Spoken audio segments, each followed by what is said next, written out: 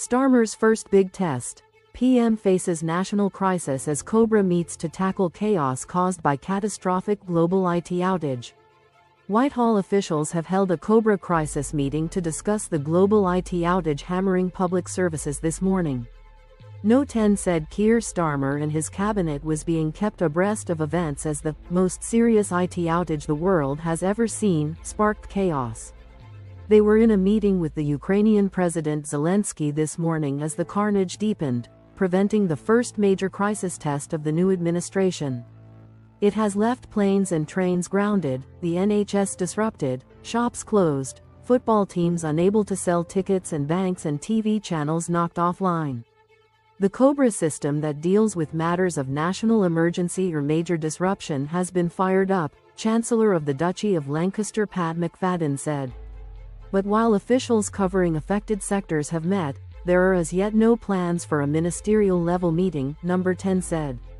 Ministers are in touch with their sectors to tackle the fallout from the IT failures, with Transport Secretary Louise Haigh saying she is working at pace with industry, after trains and flights ground to a halt. Businesses and institutions around the globe have been knocked offline by the outage, believed to have been caused by a faulty update to widely used cybersecurity software. In the UK, transport networks have been thrown into chaos, GP surgeries are unable to book appointments or access patient records, and Sky News went off air. Restaurants in Parliament appear to be affected too, with catering services only accepting cash payments. Mr. McFadden, who is in charge of the Whitehall machine, said on X, "Many people are being affected by today's IT outages impacting services across the country and globally. Ministers are working with their sectors and respective industries on the issue. I am in close contact with teams coordinating our response through the COBR response system." It came after the Liberal Democrats demanded ministers convene an urgent meeting of the Cobra Emergency Committee. The party's Cabinet Office spokesperson, Christine Jardine, said, "The public needs to be reassured that the disruption to their travel or their desperately needed GP appointments will be minimized. Getting critical infrastructure up and running again must be priority number one."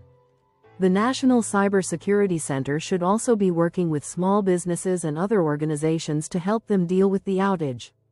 This once again lays bare the need to improve our digital infrastructure and truly modernize our economy in order to prevent the incidents from happening again. Train companies are reporting delays and there are long queues at airports such as Gatwick, Luton and Edinburgh.